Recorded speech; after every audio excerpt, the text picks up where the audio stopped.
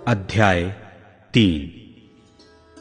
इसके बाद अय्यूब मुंह खोलकर अपने जन्म दिवस को धिक्कारने और कहने लगा, वह दिन चल जाए जिसमें मैं उत्पन्न हुआ, और वह रात भी जिसमें कहा गया बेटे को गर्भ रहा। वह दिन अंधियारा हो जाए, ऊपर से ईश्वर उसकी सुधि ना ले और ना उसमें प्रकाश हो। अंधकार और मृत्यु की छाया उस पर रहे, बादल उस पर छाए रहे और दिन को अंधेरा कर देने वाली चीजें उसे डराएं। घोर अंधकार उस रात को पकड़े, वर्ष के दिनों के बीच वह आनंद न करने पाए और ना महीनों में उसकी गिनती की जाए। सुनो, वो रात बांझ हो जाए, उसमें गाने का शब्द ना सुन पड़े। जो लोग किसी दिन को धिक्कारते हैं और लिव्यातान को छेड़ने में निपुण हैं, उसे धिक्कारें। उसकी संध्या के तारे प्रकाश न दें। वह उजियाले की बाट जो है, पर वह उसे ना मिले। वह भोर की पलकों को भी देखने ना पाए, क्योंकि उसने मेरी माता की कोख को बंद न किया और कष्ट को मेरी दृष्टि से न छिपाया। मैं गर्भ ही में क्यों ना मर गया, पेट से निकलते ही मेरा प्राण क्यों ना छूटा। मैं घुटनों पर क्यों लिया गया, मैं छातियों को क्यों पीने पाया।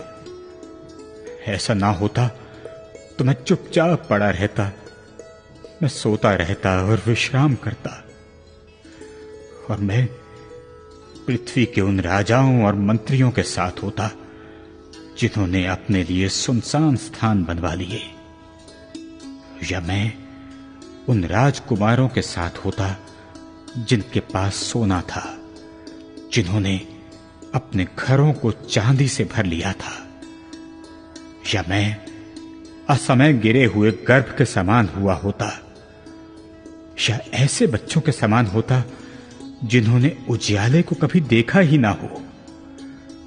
उस दशा में दुष्ट लोग फिर दुख नहीं देते और थके मांदे विश्राम पाते हैं। उसमें बंदी एक संग सुख से रहते हैं और परिश्रम कराने वालों का शब्द नहीं सुनते।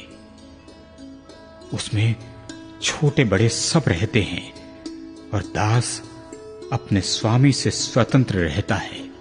दुखियों को उजियाला और उदास मन वालों को जीवन क्यों दिया जाता है। वे मृत्यु की बाट जोहते हैं, पर वह आती नहीं, और गड़े हुए धन से अधिक उसकी खोज करते हैं। वे कब्र को पहुंचकर आनंदित और अत्यंत मग्न होते हैं। उजियाला उस पुरुष को क्यों मिलता है जिसका मार्ग छिपा है, जिसके चारों ओर ईश्वर ने घेरा बांध दिया है।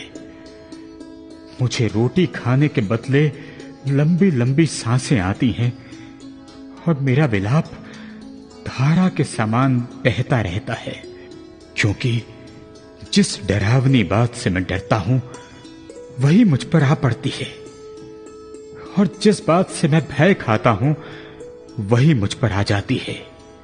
मुझे ना तो चैन, ना शांति, न विश्राम मिलता है, परंतु दुख ही दुख आता है।